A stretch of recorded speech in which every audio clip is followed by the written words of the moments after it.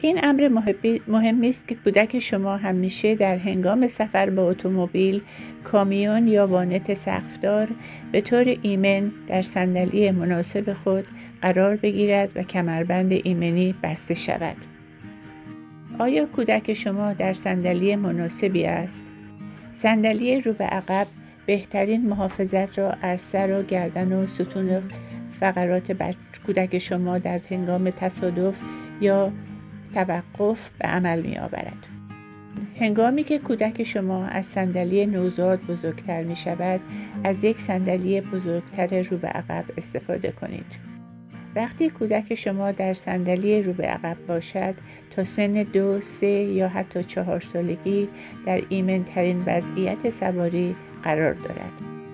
کودک خود را تا زمانی که صندلی بزرگتر رو به عقب برای او مناسب است، کماکان در موقعیت رو به عقب نگه دارید.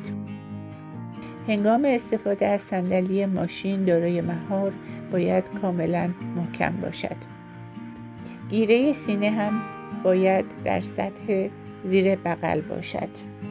با استفاده از کمربند ایمنی یا تسمه UAS، صندلی ماشین باید به طور محکم به اتومبیل بسته شود. صندلی رو به جلو از کودکی که رشدش از صندلی بزرگتر رو به عقب بیشتر شود محافظت می کند. کودک خود را تا زمانی که وزن او حداقل 18 کیلو 40 پوند باشد و بتواند به درستی بنشیند در یک مهار 5 نقطه‌ای نگه دارید. این صندلی می تواند برای 4، 5 یا حتی 6 سالگی استفاده شود. اگر کودک شما قبل از آماده شدن از این صندلی بزرگتر می شود، شما به یک صندلی دارای مهار 5 نقطه‌ای نیاز دارید که بتواند کودک بلندتر و سنگینتری را در خود جای دهد. همیشه قلاب بالایی را برای صندلی ماشین رو به جلو وصل کنید. صندلی تقویت کننده کودک را بالا میبرد تا کمربند ایمنی بزرگسالان روی قوی ترین استخوان‌هایش قرار گیرد. وزن کودک شما باید حداقل 18 کیلو 40 پوند. کودک شما باید قادر باشد که راست و صاف بنشیند بدون اینکه به اطراف حرکت کند یا کمربندش را باز کند. تا زمانی که قد کودک شما حداقل 145 سانتی متر 4 فوت و 9 اینچ باشد و به درستی کمربند ایمنی را ببندد، از صندلی تقویت کننده استفاده کنید. برای صندلی تقویت کننده باید از کمربند رودامنی و شانه هر دو استفاده شود. کودک باید همیشه در پشت سرش یک تکیه‌گاه داشته باشد. آیا همیشه دستورالعمل‌های مربوط به ماشین را دنبال می‌کنید؟